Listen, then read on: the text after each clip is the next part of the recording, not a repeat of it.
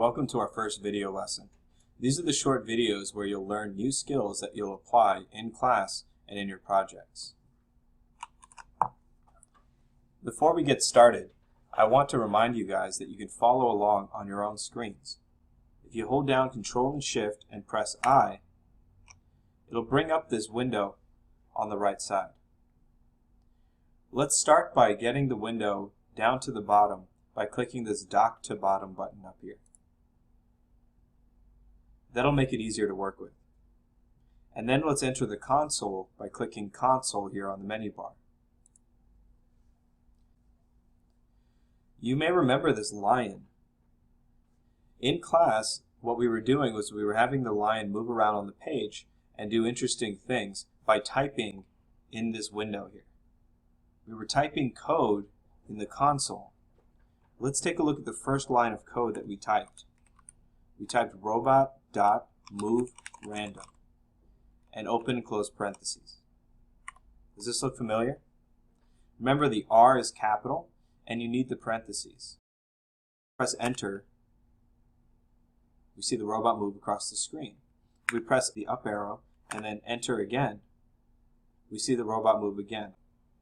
How is the computer doing this? And how does it understand what we want it to do? The first thing we typed is robot and then dot. And when we say dot, we mean period. So robot dot tells the computer what object we want the action to be performed on or by.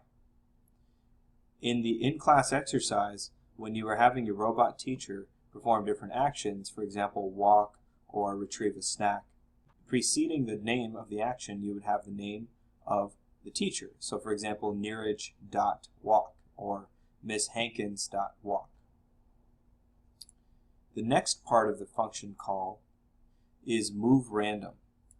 This is a name that the computer uses to remember the list of instructions it needs to carry out to perform this action. In the case of moveRandom, it's the list of instructions that the computer remembers to move the robot randomly on the computer screen. After moveRandom, we have the open and close parentheses. Why do we need to type these parentheses? An easy way to find out is let's type the function call without the parentheses and press enter. You'll notice two things. First, the robot did not move on the screen. And second, the computer listed out some code here. What it's doing is it's listing out the code that it remembers to run every time we call moveRandom. So we did not call the function here. Instead, we asked the computer to tell us the code that it would run if we called it. The parentheses tells the computer that we are calling the function. Another feature that the parentheses provide is a place to put information that the computer may need to carry out the instructions. In the case of moveRandom, the computer doesn't need any extra information to move the robot randomly on the screen. However, you might remember there was another function that we used to place the robot precisely somewhere on the screen. That was robot.moveTo and open parentheses, and we put some information in here. But for now, let's put nothing and close the parentheses and press enter. Let's see what happens. The computer gives us an error. You'll notice also the robot did not move.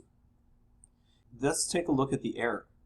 The error is actually the computer's way of helping us identify what happened and why it didn't do what we expected it to do. In this case, this error is really helpful. It tells us exactly what we needed to do differently. It tells us that the function needs information about x and y, and it also gives us an example of how we could have typed the function differently. Let's try the code that the error suggests.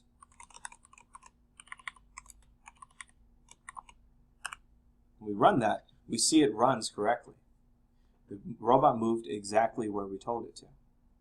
So what we put inside here was information that the computer needed to carry out this move to function. we separated the two pieces of information with a comma, the x on the left side and the y on the right side. Together, these are the coordinates the computer needed. But it treats them as two separate pieces of information separated by a comma. All this goes inside the parentheses. So this is another important reason for the parentheses, is it provides the space for us to give the computer extra information. Let's do something different. Let's try moving the robot to a different place. Robot.move to 500, 800. The robot didn't move, and the computer gave an error. Can you help me identify what we did wrong here? Let's see if the computer can help us. So the computer's telling us that robot.moveTo is not a function, but I thought it was.